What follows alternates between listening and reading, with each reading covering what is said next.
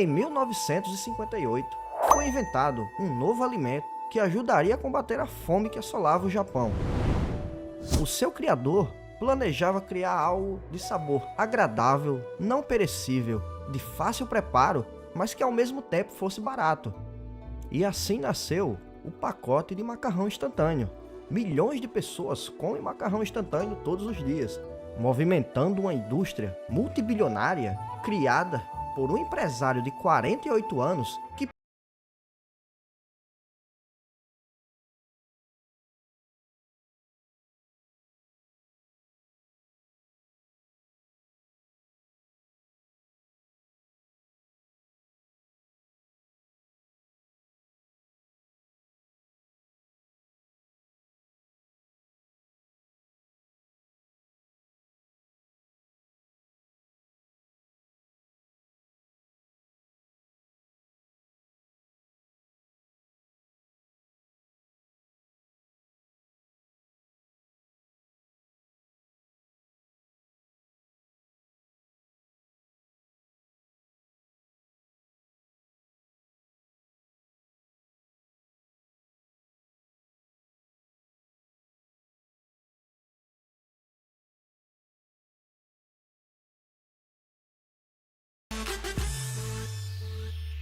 Sweet delicious corn.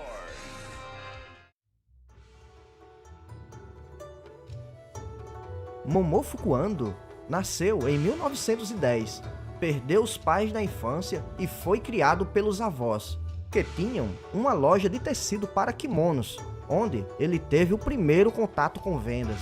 Tinha um espírito empreendedor e sempre buscava fazer algo novo que ninguém mais estivesse fazendo. Iniciou seus negócios no ramo têxtil, montando uma loja para a venda de artigos de malha aos 22 anos, obtendo grande sucesso. Chegou a envolver-se em vários outros empreendimentos comerciais, incluindo a fabricação de carvão, fabricação de barracas, produção de sal e até mesmo a fundação de uma escola. Ando sempre estava atento às tendências do mercado e tinha muito talento para o comércio, observando a realidade ao seu redor e se engajando nos seus vários negócios com a firme convicção de que deveria buscar um trabalho que contribuísse para a vida das pessoas. Mas, para entendermos como essa iguaria universitária juvenil foi parar nas prateleiras de praticamente todos os mercados da atualidade, cruzando diversas gerações, temos que voltar ao Japão dos anos 40, no período pós-Segunda Guerra Mundial, no qual o povo japonês enfrentou uma fome generalizada e teve sua pior safra em décadas, em decorrência das sequelas desse longo período de destruição e carnificina. Os Estados Unidos estabeleceram ocupação no Japão pós-guerra, alegando manutenção da paz e implementação da democracia, e nesse contexto criaram rígidas leis contra a venda de alimentos ao ar livre, para que não houvesse obstáculos ao sistema de distribuição de alimentos do governo. Aquela velha história de quebrar suas pernas e te dar uma muleta para dizer que é seu salvador. Mas, como sempre se repete em toda a história, proibição de trocas voluntárias não extingue demanda, sempre gerando um mercado negro. E dessa vez não foi diferente. Surgiram centenas de vendedores clandestinos de comida. Estima-se que a classe operária conseguia mais da metade de seus legumes no mercado negro. Na época, graças a essa proibição e à perda dos campos de plantações das colônias japonesas libertas, o país dependia muito do trigo fornecido pelos Estados Unidos durante sua ocupação. As ruas estavam cheias de pessoas famintas e inúmeras sucumbiam, morrendo de desnutrição. Ando, ao testemunhar toda aquela desgraça, tornou-se agudamente ciente da importância do alimento na sociedade. Certo dia, ao passar por uma área do mercado negro, perto da estação de Osaka, deparou-se com uma longa fila, no frio, em uma barraca clandestina improvisada, cada um no aguardo de uma tigela de ramen.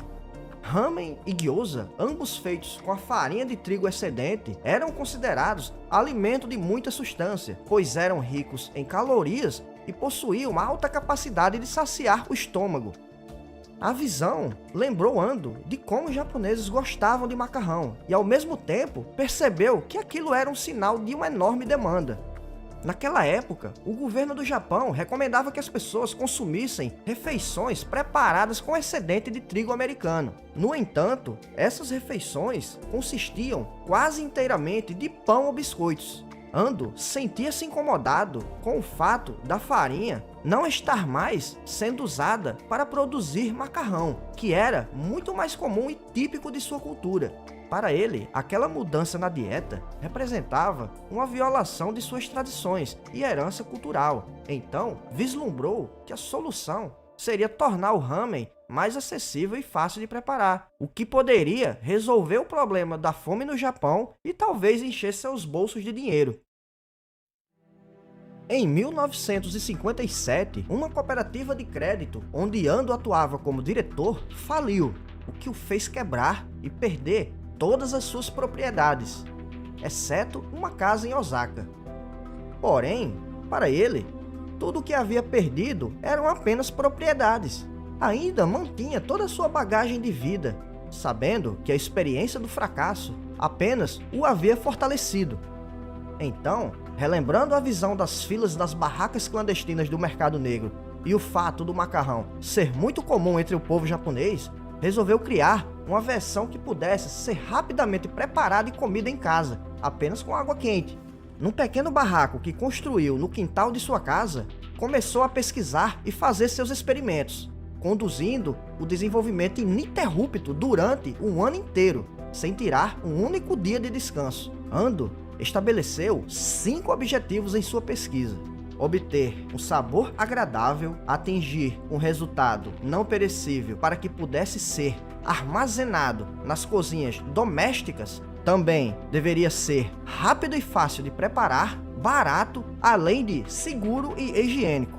E, por ser um completo amador no preparo de macarrão, passava dia após dia preparando e descartando incontáveis amostras para testes. Por fim, chegou à fórmula ideal por meio da tentativa e erro. Apesar de conseguir atingir boa textura e sabor no preparo, seu principal obstáculo era tornar o macarrão pronto não perecível. Mas Ando teve um insight ao observar sua esposa fritando têmpura. Ele percebeu que as bolhas no óleo quente nada mais eram do que a umidade sendo liberada pela cobertura de farinha em forma de vapor. Ali encontrou a resposta. A umidade do macarrão poderia ser extraída pelo óleo em alta temperatura. E assim nasceu o macarrão instantâneo, que após ser desidratado por fritura, poderia ser reidratado com a água quente, que é absorvida por minúsculas cavidades formadas pela saída das bolhas de vapor no óleo, devolvendo-lhe a maciez original. E, em 25 de agosto de 1958, foi lançado o Chicken Ramen, o primeiro macarrão instantâneo do mundo. Um alimento pronto para comer em apenas 2 ou 3 minutos, após a adição de água quente. Era algo revolucionário para a época, sendo apelidado de ramen mágico.